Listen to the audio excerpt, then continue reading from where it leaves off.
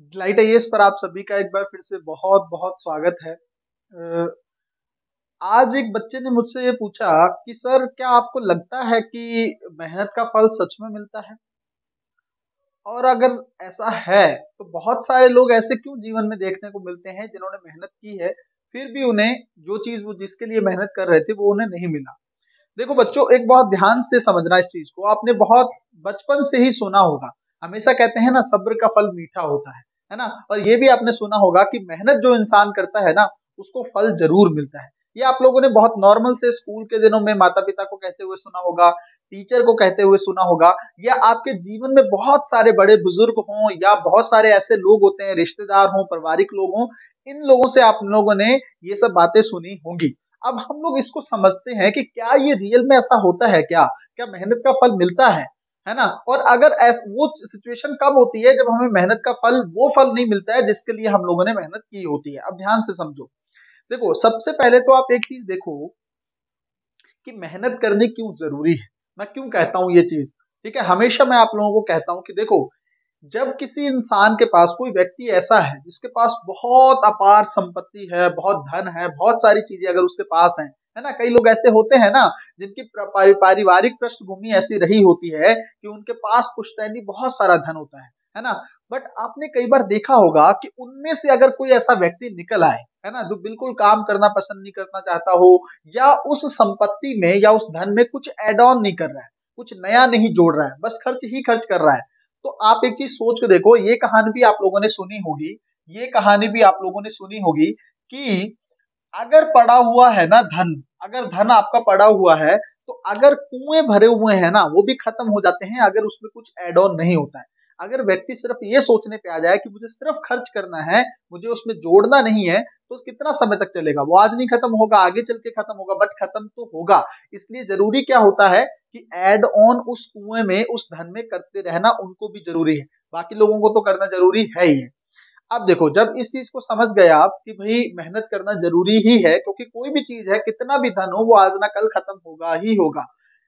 दूसरी चीज ये है, जब ये पता चल गया तो फिर आगे क्या? मेहनत करनी जरूरी है, ये तो आपको क्लियर हो गया। अब मेहनत किस समय करनी चाहिए, है ना। देखो एक चीज देखो, ये जो आपकी एज है ना, अभी आप तैयारी कर रहे हैं यूपीएससी की, है ना, बहुत सारे बच्चे ऐसे हैं जो लगभग लगभग 18 से 25 के जोन में है ना। 18 साल से लेकर 30 साल तक, आप मान लीजिए 18 से 30 साल के बीच में लोग बहुत तैयारी करते हैं यूपीएससी की, है ना।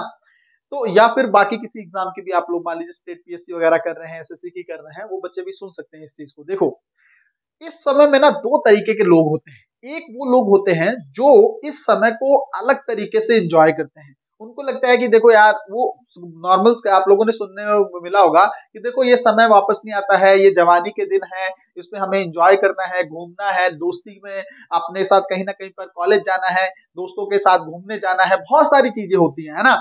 तो वो उसको, ऐसे लोग कहते हुए सुना होगा ना कि यार ये समय लौट कर नहीं आएगा। वो आपको भी यही कहने की कोशिश करते हैं कि आप ये छोड़ो, क्या पढ़ना, ये सब चीजें बाद में भी हो जाएंगे, जीवन में यही सब करना है।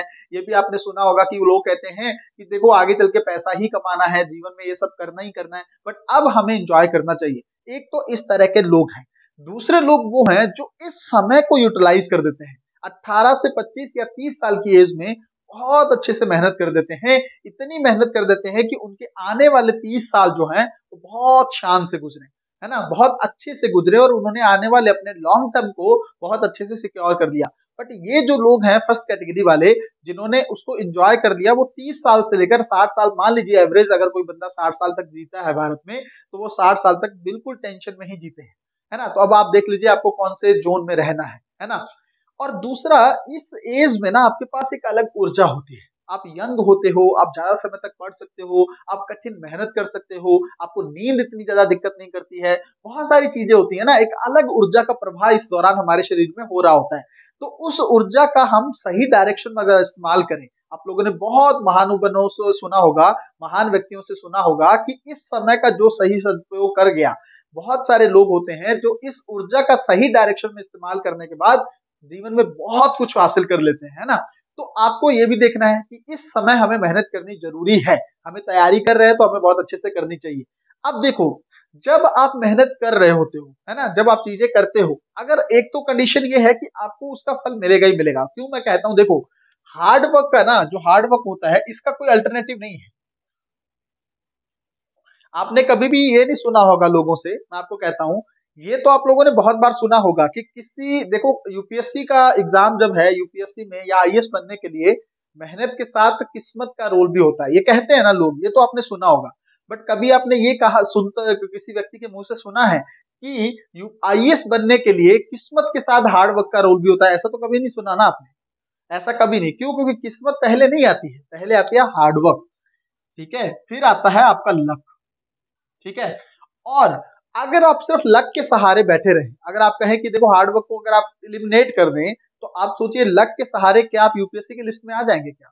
मेहनत तो करनी पड़ेगी ना, एग्जाम तो कम से कम देना पड़ेगा, तैयारी करनी पड़ेगी, तभी तो उस लिस्ट में, तभी तो लक की सोचोगा भी, सोचोगे भी, वरना लक कहाँ आता है? बिल्कुल नहीं। आप अगर कोशिश नहीं करोगे तो क्या खाना पड़ा हुआ आपके सामने अपने आप आपके मुंह में चला जाएगा? नहीं जाएगा ना, आपको खाना खुद तो खाना ही पड़ेगा ना, किसी और को तो ट्राई करना पड़ेगा कि आपके मुंह में तक लेकर जाए खाने को। तो ऐसी ही सिचुएशन है, हार्ड वर्क तो है, इसका कोई अल्टरनेटिव, कोई विकल्प है ही नहीं, इसको तो आपको करना ही पड़ेगा। अब देखो, समय कौन सा? 18 से 30 साल की उम्र, और इसमें अगर आप हार्ड वर्क करते हो, अगर आप मेहनत करते हो, तो आपको क्या है ना, आप देख के चलो, एक चीज देखो, मान लीजिए अगर, तो एक तो संभावना ये है, हार्ड वर्क जब आप बहुत अच्छे से मेहनत करते हो, यूपीएससी की रिक्वायरमेंट्स को पूरा करते हो, सिलेबस को कंप्लीट करते हो, आंसर राइटिंग करते हो, एसए पे अच्छी कमांड करते हो, प्रीलिम्स की चीजों को बहुत अच्छे से, बहुत बारीक तरीके से तैयार करते हो, तो आपका एग्जाम क्लियर होना ही है ना। जब आपने स्ट्रेटेजिक तरीके से, आपने एक रणनीति बना ली, आपने एक टारगेट तरीके से तैयार काम किया, एक टारगेटिंग चीजों को लेकर वर्क किया, तो आपको सिलेक्शन तो होना ही है ना। तो मेहनत का एक फल तो लाजमी है कि आप, हो सकता है, बहुत ज्यादा संभावना ये है कि अगर आपने ईमानदारी से मेहनत की है, अगर आपने ऑनेस्टी से मेहनत की है, तो आपको क्या मिल जाएगा? क्या मिल जाएगा? आप अपने मुकाम तक पहुंच जाएंगे। और आपका मुकाम क्या है? आईएएस बनना। आपका मुकाम क्या है? अभी आईएएस बनना है ना। तो बहुत ज्यादा संभावना है ये चीज आपको मिलेगी, क्योंकि ऐसे बहुत सारे एग्जाम्पल आप लोगों ने देखे होंगे जिन लोगों ने लगातार मेहनत की, ठीक है। जो अनुदीप दृष्टि थे, है ना, यूपीएससी के एक टॉपर रहे हैं, फर्स्ट रैंक उनका आया था, 2017 के टॉपर है शायद। तो उन्होंने बहुत लास्ट में, पांचवें पता नहीं सिक्स टर्म में जाकर उन्होंने सफलता हासिल की थी। तो ऐसे बहुत सारे लोग हैं ना, वो मेहनत ही तो कर रहे थे, मेहनत की तो क्या हुआ, लास्ट में फर्स्ट रैंक से क्लियर किए उन्होंने, है ना।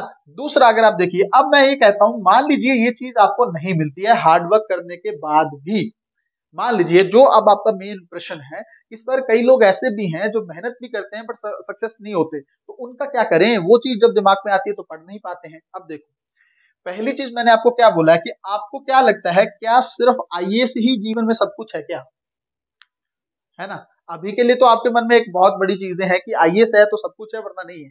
बट सोच के देखो, देखो, अगर मान लीजिए हार्डवर्क के बाद भी आपको आपका मुकाम नहीं मिलता है, ठीक है, अगर आपका मुकाम नहीं मिलता है, तो एक चीज तो ये समझो, एक चीज तो ये समझो, ये जो हार्डवर्क है ना, ये कभी वेस्ट नहीं जाएगा। क्यों मैं कह रहा हूं ये बात? क्योंकि आपके पास नॉलेज का अपार भंडार होगा, है ना, नॉलेज असीम होगी आप लोगों के पास, जिसकी कोई सीमा नहीं होगी, है ना। जितना समुद्र में पानी होता है ना, समुद्र में पानी होता है, उससे, उसके मुकाबले में आपके पास एक नॉलेज का, ज्ञान का भंडार होगा। क्योंकि यूपीएससी की तैयारी में आपको पता है ना, बहुत कुछ पढ़ना पड़ता है, सब कुछ, अगर तो ईमानदारी से हार्डवर्क किया है, जिसने सिर्फ टाइम पास किया है, 6 साल भी रहा है, 7 साल भी रहा है यूपीएससी की जोन में, बट कुछ आया नहीं है पल्ले, क्योंकि पढ़े ही नहीं ना, मेहनत तो की नहीं। बट मेहनत अगर कर रखी है ना, तो आप सोच के देखो, आपके पास नॉलेज की कमी नहीं होगी। और एक चीज आपने सुना होगा कि ज्ञान से बड़ी ना, ज्ञान से बड़ी कोई संपत्ति नहीं होती है, ये तो रियलिटी है जीवन की।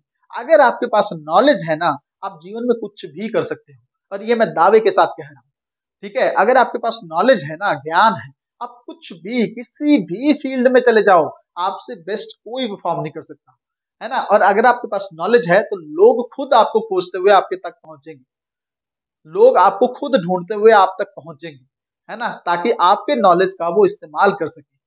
आपने जो चीजें हासिल की हैं, बस वो चीजें लोगों तक पहुंचनी चाहिए।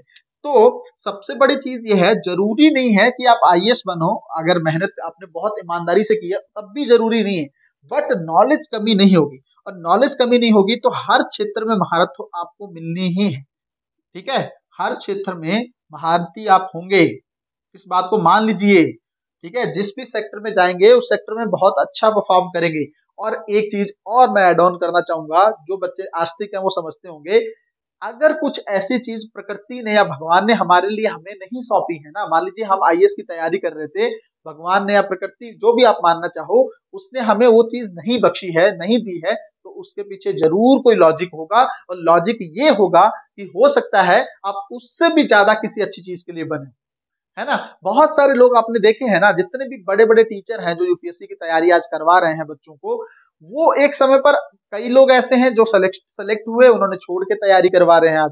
कई लोग ऐसे हैं जो सेलेक्ट हो ही नहीं पाए, फिर से बच्चों को तैयारी, तो आपको पता है कितने लोगों का जीवन उन्होंने बदल दिया है। कई लोग एनजीओ से जुड़ जाते हैं, नॉन गवर्नमेंटल ऑर्गेनाइजेशन से, ठीक है, उनको साथ वर्क करके किस तरह से, मेरे एक फ्रेंड हैं वो अभी हालांकि सिलेक्टेड हैं, लेकिन एक फ्रेंड मेरे इस तरह से हैं जो कहीं ना कहीं पर तैयारी किए और बाद में जाके एनजीओ में इन्वॉल्व हो गए।